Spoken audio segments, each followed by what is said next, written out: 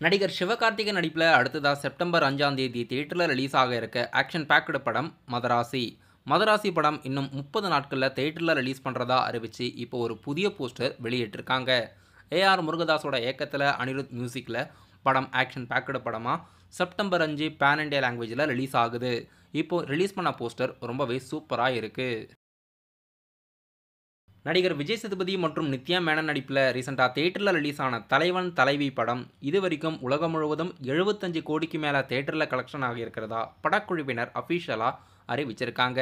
Sathyajothi films ப்ரொடக்ஷனில் director பாண்டியராஜோட இயக்கத்தில் படம் சக்ஸஸ்ஃபுல்லாக ரன்னிங் ஆகி இது வரைக்கும் 75 கோடிக்கு மேலே உலகம் முழுவதும் வசூலாகியிருக்கு. தமிழ்நாட்டில் மட்டுமே படம் 50 கோடி வசூலாகியிருக்கு. நடிகர் விஜய் சேதுபதி அவர்களுக்கு மகாராஜா படத்துக்கு அடுத்ததா இந்த படம் தான் அதிக வசூலை கொடுத்துருக்கு விஜய் சேதுபதியோட கெரியரில். நடிகர் அருண் விஜயோட நடிப்பில் அப்கமிங்கான படத்தில் ஒன்று ரெட்டத்தலை. ரெட்டத்தலை படத்தோட அஃபிஷியல் ஷூட்டிங்லாம் எடுத்து முடிச்சாச்சு. இப்போது இந்த படத்தோட அஃபிஷியல் ட்ரீசர் நாளைக்கு வெளியிடுறதா படக்குழுவினர் அறிவிச்சிருக்காங்க. டைரக்டர் திருக்குமரனோட இயக்கத்தில் சாம் சிஎஸோட மியூசிக்கில் படத்தில் அருண் விஜய், சிதி தியானிலாம் முக்கியமான ரோலில் நடிச்சிருக்காங்க. நாளைக்கு இந்த படத்தோட அஃபிஷியல் ட்ரீசர் யூடியூப்பில் வெளியாகுது.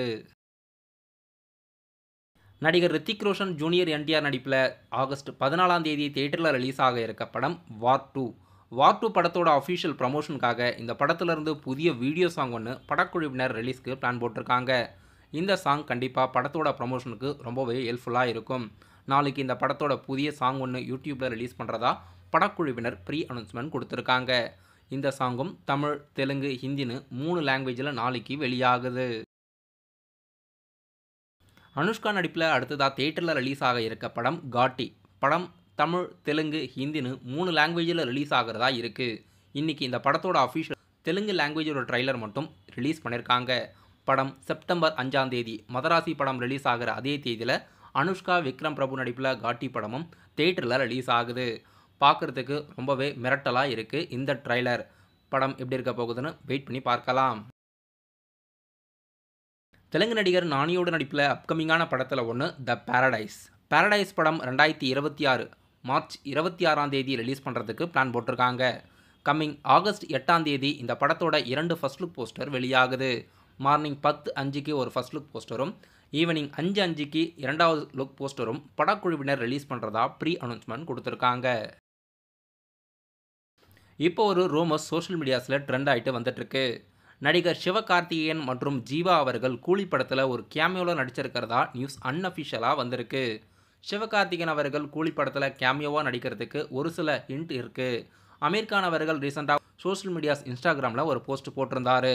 அதில் சிவகார்த்திகேயனும் அவர்களையும் டேக் பண்ணி போட்டிருக்காரு.